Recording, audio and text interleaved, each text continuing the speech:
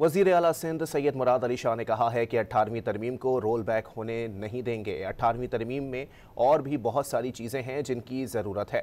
उन्होंने कराची में तकरीब से खिताब करते हुए कहा कि मौलाना फजलुर रहमान ने जो बात की उसका पता नहीं और जवाब क्यों परेशान हो रहे, यू विल फाइंड आउट।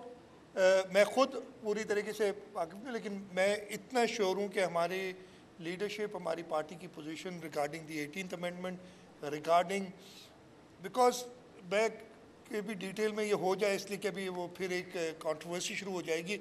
जब हो जाएगी 27वीं तरमीम पर आपके साथ बैठूंगा और एक्सप्लेन करूंगा कि मैंने नहीं क्यों कहा। वज़ीर आला सिंध सैयद मुराद अली शाह ने कहा है कि 18वीं तरमीम को रोल बैक होने नहीं देंगे। 18वीं तरमीम में और भी बहुत सारी चीज़ें हैं जिनकी ज़रूरत है। उन्होंने कराची में तकरीब से खिताब करते हुए कहा कि मौलाना फजलुर रहमान ने जो बात की उसका पता नहीं।